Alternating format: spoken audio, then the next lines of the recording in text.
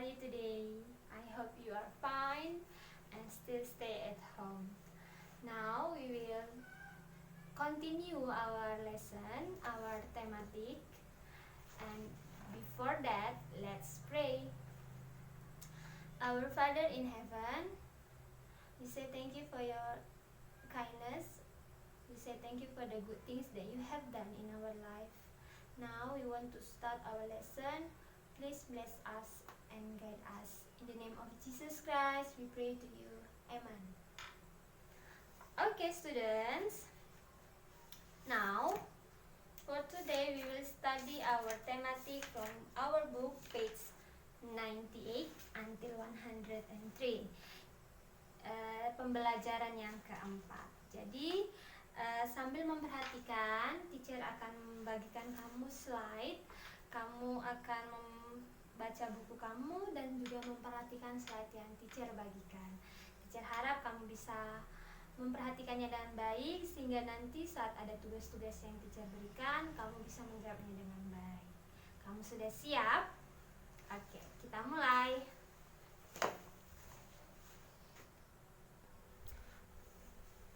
Oke, kita akan mulai.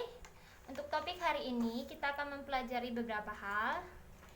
Yang pertama adalah menjelaskan cara-cara menghargai kegiatan ekonomi orang lain. Yang kedua, kita akan pelajari cara menulis informasi penting dari teks non-fiksi dalam bentuk diagram. Dan yang ketiga, kita akan berdiskusi mengenai manfaat adanya keragaman kegiatan ekonomi. Kita mulai dari yang pertama. Sikap yang baik dalam menghargai kegiatan ekonomi orang lain. Seperti yang kita tahu, ada banyak usaha yang dilakukan manusia, seperti nelayan, petani, pedagang, dan karyawan ataupun pengusaha. Dan kegiatan ini haruslah dilakukan untuk memenuhi kesejahteraan. Nah, oleh sebab itu kita harus menghargai setiap kegiatan ekonomi orang lain. Bagaimana caranya? Hal yang pertama yang pasti kita harus menghargai usaha ekonomi orang lain itu sangat bermanfaat bagi masyarakat. Kemudian yang kedua, memberikan upah atau imbalan yang sesuai dengan kesepakatan. Kesepakatannya bisa dalam jumlah dan waktu pembayaran. Jadi kalau kamu ada buat janji, kamu harus menepatinya. Yang berikutnya, memberikan kesempatan kepada orang lain. Kesempatan untuk mereka mengembangkan kegiatan ekonomi. Berarti ketika ada orang berusaha, kita jangan menghalang-halanginya, tapi biarkan dia semakin maju. Kita dukung, seperti itu ya. Sikap berikutnya adalah melakukan persaingan yang sehat. Iya, artinya di sini kita tidak boleh merusak harga untuk menarik pelanggan. Misalnya, kamu berjualan, tetangga kamu berjualan. Terus agar semua orang belanja ke kamu buatkan harga yang sebenarnya itu tidak disepakati, lebih rendah agar orang lain datang ke toko kamu. Nah, itu merupakan persaingan yang tidak sehat. Persaingan yang sehat itu adalah sesuai dengan kesepakatan, sesuai dengan harga yang sudah ditentukan. Kemudian yang terakhir yaitu meneladani, meniru sikap baik orang lain dalam melakukan kegiatan ekonomi. Misalnya saat dia gigih dan begitu semangat dalam jalan ekonomi, kegiatan ekonominya, kita juga semakin terpacu untuk semakin rajin dan gigih juga gitu. Oke ya, kamu sudah paham mengenai sikap yang baik. Jadi kalau kamu nanti sudah ada melakukan kegiatan ekonomi, pada saat kamu dewasa nanti, kamu diharapkan menerapkan sikap-sikap yang baik ini ya. Nah, untuk yang berikutnya kita akan belajar tentang cara menulis informasi penting dari teks non-fiksi dalam bentuk diagram. Nah, apa itu diagram? Diagram adalah gambaran buram atau sketsa untuk menjelaskan sesuatu. Nah, hal-hal yang perlu kamu lakukan untuk membuat ini adalah yang pertama, kamu setelah membaca teks dan memahaminya, kamu akan menentukan ide pokoknya dulu dalam setiap teks, dalam setiap paragraf. Dan setelah menentukan ide pokok, kamu juga menandai informasi penting dalam setiap teks. Dan berikutnya kamu tuliskan ide pokok dan informasi ini dalam bentuk poin. Poin itu berarti kita kasih nomor ya, kasih nomor bisa.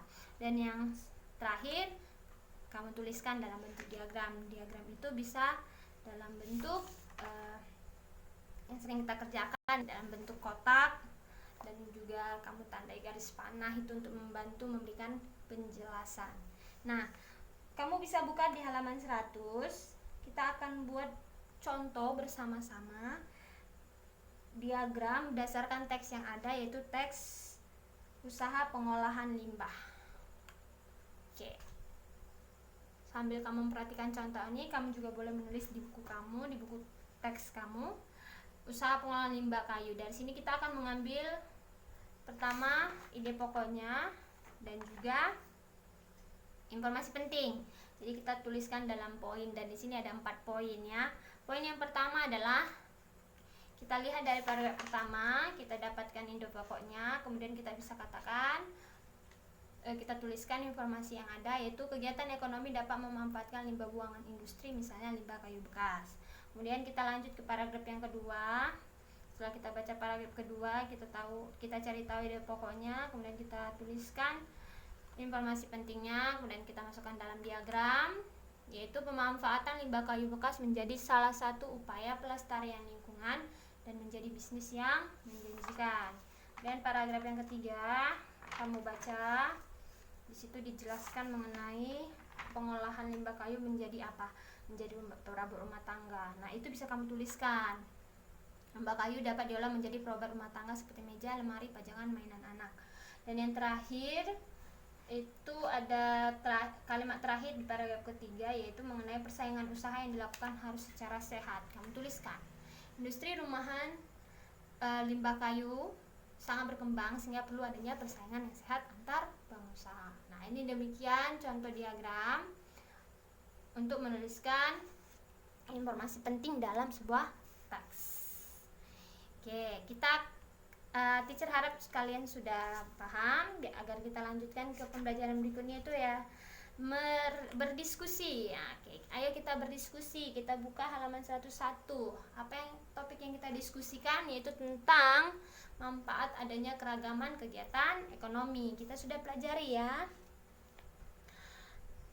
Usaha pengolahan atau usaha kegiatan ekonomi itu banyak pihak yang memiliki peran mereka masing-masing.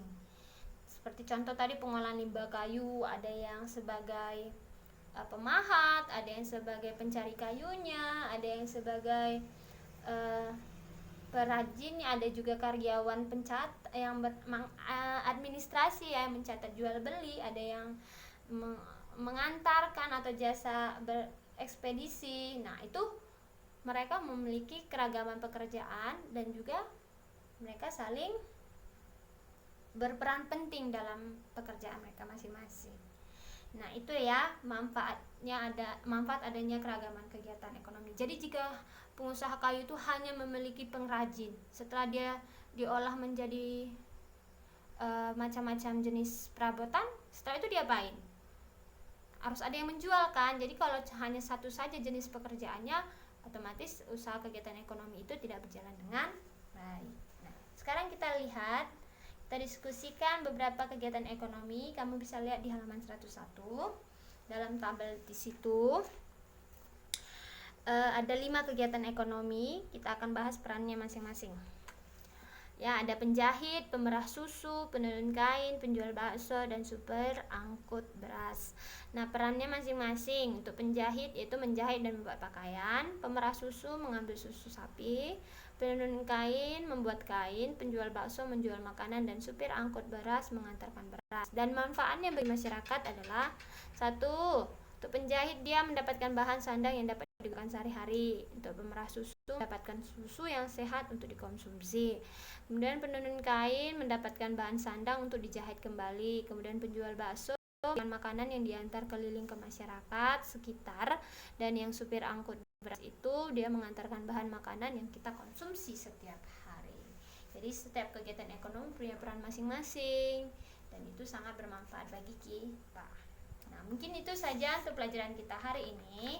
Dan untuk tugas kamu kerjakan, ayo berlatih halaman 102 sampai 103. Ada 3 nomor ya, 1, 2, dan 3. Kamu tuliskan di dalam buku tulismu dan kamu